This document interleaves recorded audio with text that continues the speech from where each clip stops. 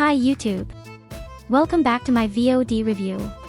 We're still using the text-to-speech to review my gameplay because of my speech impediment. Remember to subscribe, turn on notifications, and like the video. Help me get to my dream of reaching Challenger. Let's get to the fast forwarding. First and foremost, I usually feel pretty confident into the Veigar matchup. Levels 1 through 4 I pushed the wave and took some good trades. By 4 minutes I had about 18 CS. I then decided to rotate to the bottom side river to help my Jhoeraine with a skirmish in river.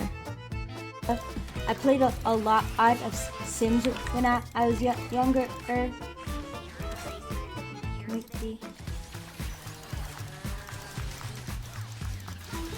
Graduate.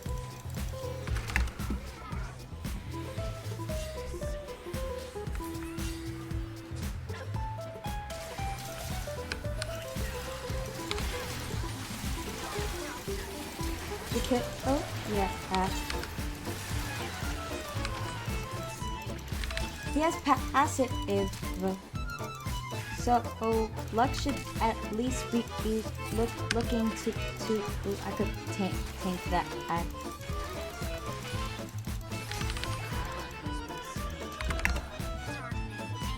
Lux had W ready as we heard. I won't lie, I don't think this rotation was great because it does a full minute before I get to reset. That's about 2.5 waves of minions by the time I get back to lane. I think that's a lot of gold lost. I was able to pick up 2 assists but we lost 2 teammates in that skirmish. Veigar was able to get a reset and use home guards to get to the skirmish and back to the lane before me, so that also sets me at an EXP disadvantage. I continue to push the waves with my abilities, which I really want to get out of the habit of, especially into matchups that do not require it. It's pretty detrimental because by the 8-minute 30-second mark I only had 53 CS and my Zac was fighting in river without vision. Due to my low mana, I know I have to play this non-committal and I wouldn't be of any real help to my jungler with no passive.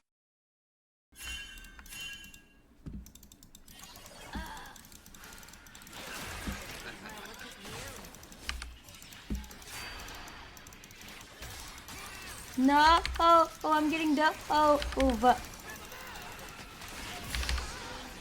I hope I kill 2. He's this way. Oh god. No, girly pop up. Whatever. I'll pick up the Munda. In my opinion, I think I played this dive pretty well. I dodged and kite as best as I could to keep both of them under tower, hoping to secure tower kills because at the end of the day I still had 0 mana. Whether or not it was worth it to even rotate towards Zac, I'm still up in the air about. I like to think that if my last bit of mana and my passive fear hit and Zac kite properly towards me and not to Veigar, that there was a possibility of living. Who knows though. By the 12-minute mark I had about 80 CS, which is really low on the mark of where I want my CS to be. I do have to take into account a lot of my roaming around and trying to keep my jungler alive and securing objectives, but at this point I don't think this Zac is on the same page. Deep in the enemy jungle with Ocean Drake up, hoping to disengage Zac from the problems he ran into. We then look towards a Drake fight. I guess if you didn't know, it could look like tweaking.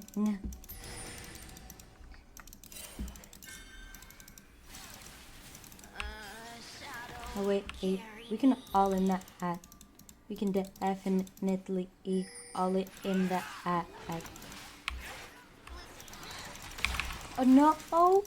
I mean this.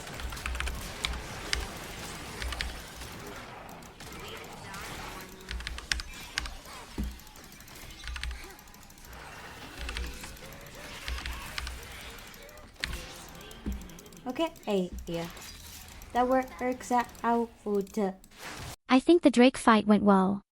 We waited for the dragon to lower the enemy HP enough to engage. Zac had a beautiful engage that I was able to follow in on. Bombed Kayn into gray screen and I chased Veigar to secure his gold too. During my chase, my team was able to secure the dragon and the enemy support. I went back to lane, pushed wave, and I noticed I took out Veigar's control ward in lane instead of hitting the tower, which did cost me a tower plate. The plate gold was worth much more than the control ward. The support in me has not left. Hate that for me. I take a reset at 14 minutes sitting on 1400 gold and 91 CS. The CS is not goals at the moment, but we are securing good things on the map. This puts me in a dangerous situation. I have to be able to get my gold up or I may risk falling behind and not being useful to my team. It looks like I'm starting to understand that and I'm pushing the wave with auto attacks, only looking to use abilities for trades. Zac then pings me for a gank mid coming from top side. We do not know if this is warded.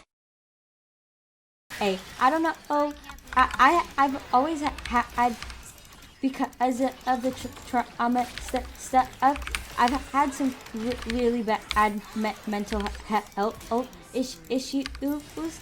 But there's one game, no matter how I'm feeling, always like helps me like remove myself from my current situation, and that game was the Sims 4. Do you guys have a game like that or no?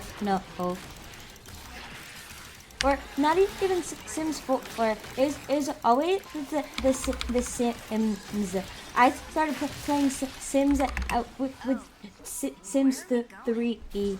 And I mean, I've had these simmer like mods and everything. Luckily it wasn't warded and I was able to pick up not just the Veigar but the Mundo as well while my team secured the Rift Herald. Zac dropped the Rift Herald instantly as I recalled, and because I was so busy yapping in chat I did not escort or ride the Herald into my lane. That is waste of an objective and the gold from a tower. By 18 minutes I only had 132 CS. I spent about a minute dilly-dallying trying to get vision while I overextended in the mid lane. This is when I should have rotated to the poor Seraphine top since mid was pushed. I could have also opted to rotate to bot side, but Zac I believe was already there, so the best course of action was top, but I stayed mid lane doing absolutely nothing except making my presence known and eventually getting punished. Oh.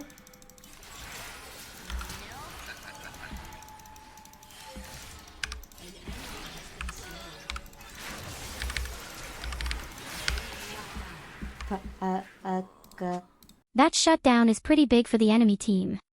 It also takes me off the map so they can pressure the dragon easier. Not good for my team. What makes it worse is Zac, Mel, and Lux rotated a bit too late for me and got caught in a fight that was not advantageous for us. Zac was able to clean up the cane that killed me. Mundo teleported bot side. Lux blasted the Veigar into gray screen. Zac and Mel were about half HP by the time Mundo's teleport landed.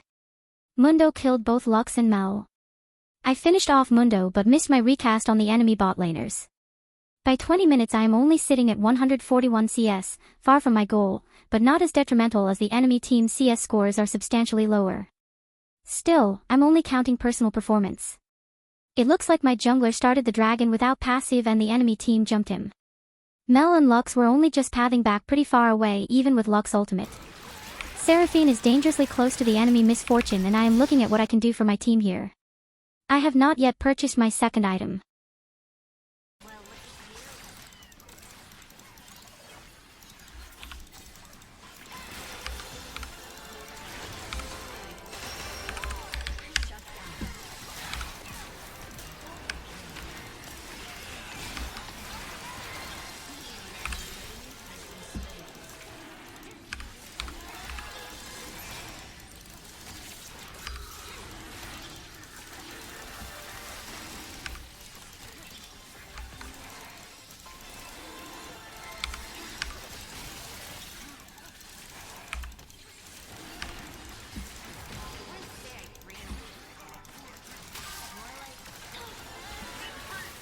Seraphine's ultimate lined up perfectly with my intentions and we were able to kill the Misfortune, Kayn, and Veigar.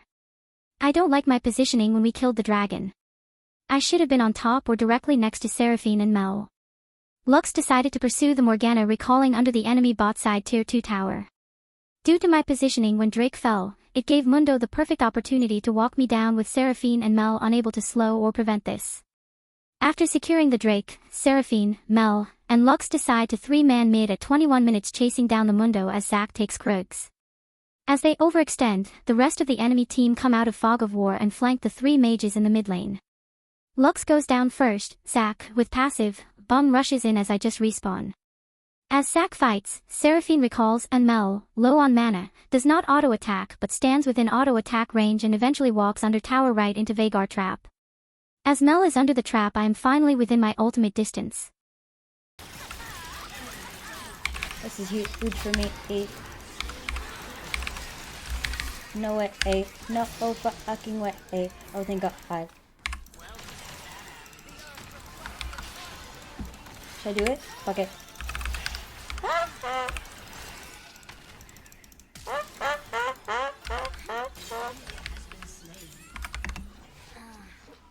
After recalling, I spend some time warding the topside jungle for Seraphine's ill-advised top push. Because Seraphine did not choose a champion that fits the top lane role, we do not get to control the map via lane pressure split pushes. It is of my opinion that Seraphine should be sticking to me or Zac as secondary support since she can easily give the enemy team more gold. In fact, I should be the one split pushing top as I have teleport and enough pressure to do so. However, due to me still being a mage, pushing past river at any point with an assassin and tank on the enemy team is dangerous. So, secondary support would be good. By 23 minutes I only have 151 CS and I am rotating bot side as it looks like Morgana is coming from behind on Lux and Mel. A lot, but really is not that bad.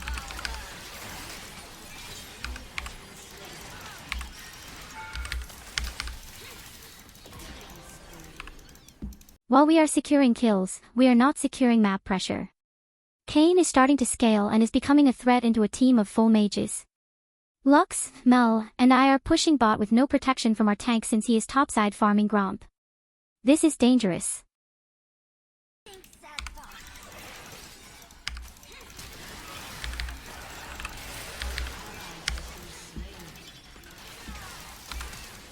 Oh my God.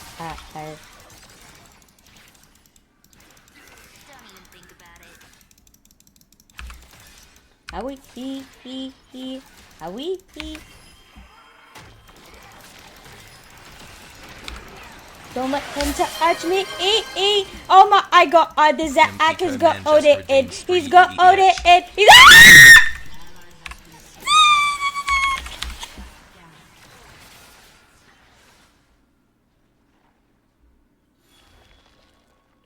Zac is so goat, but unfortunately Kayn's mobility allowed him to show up and Mundo secured my death under tower. Our team comp does not allow for us to push waves unless the enemy team is dead. Which means we should be moving as a single unified unit at all times. This is one of the game where CS may not matter in the mid game. As late game, we are outscaled. By 25 minutes I have 164 CS and a dwindling hope that we are going to win this. The longer this game goes on, the less of a chance of winning.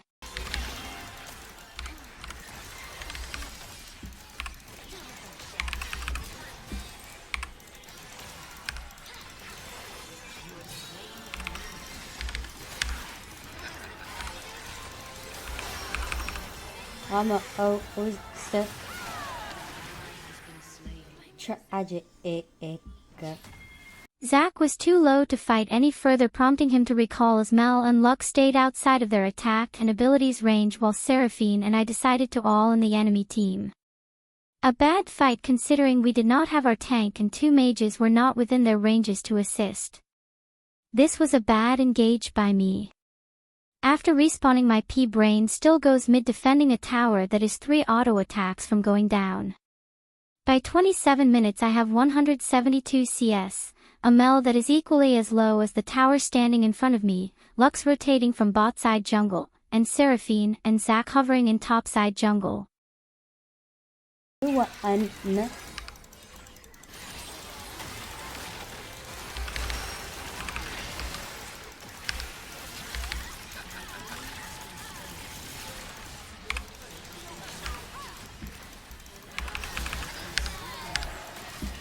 Is that arc? Okay. Can we eat?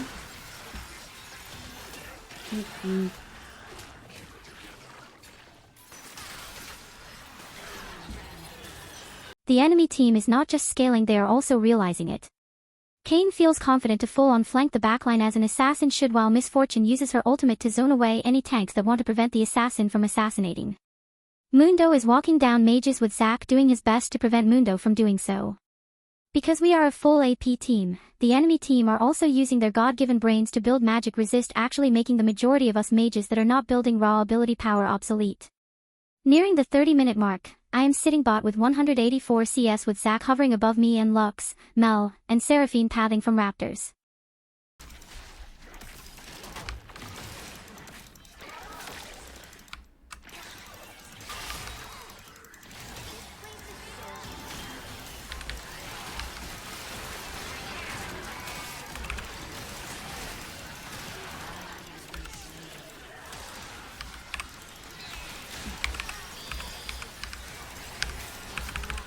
There's no way here. Tragic. Unfortunate but true, at this point in the game, we cannot fight this team in the jungle. The only time we are winning any team fights is if it's in lane with all flank angles warded.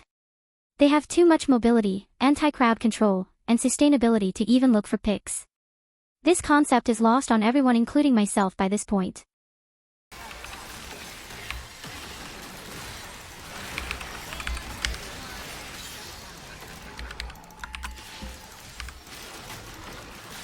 Okay.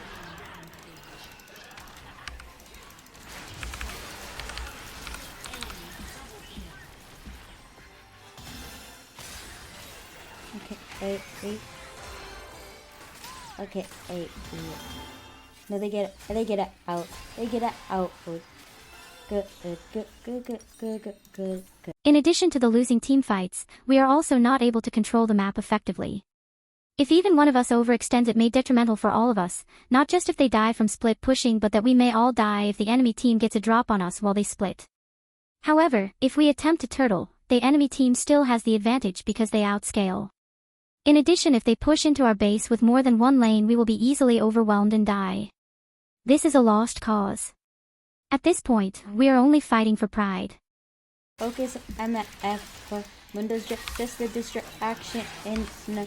Okay, yeah. No, unfortunate.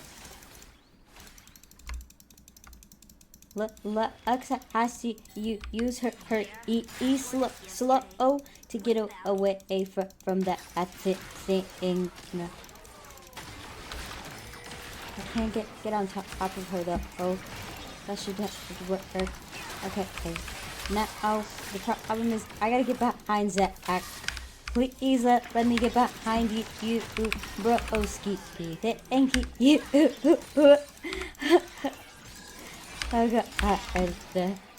All I'm saying is that kind of teamfight knowledge is not executed well in Silver. If at all.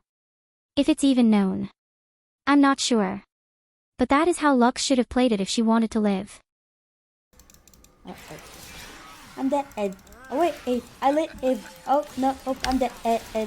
Wait, still dead. I might be able to hide it out the no hiding. See how easy it is for the enemy team to blow up one of us if we are split pushing alone. Yes. Now, approaching the 35-minute mark, and just as I said, the enemy team is outscaling, we cannot keep up, and they are intentionally picking us off to create bigger advantages for major objectives that I'm not sure we can even contest as a full team anyway. The game is sealed.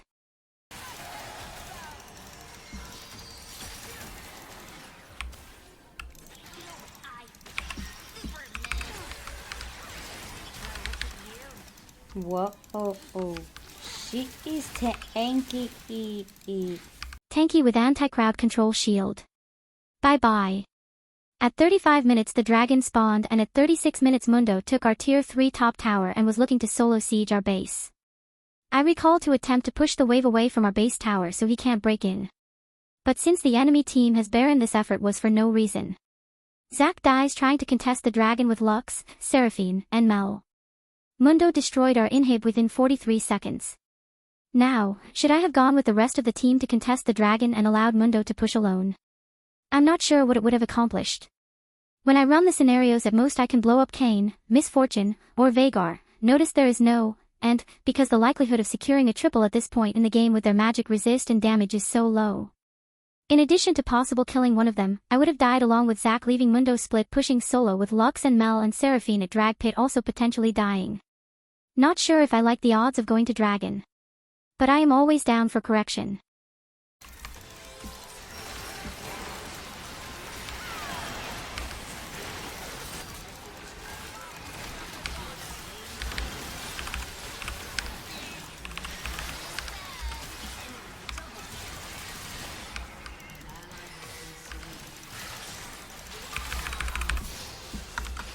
Ha ha ha ha.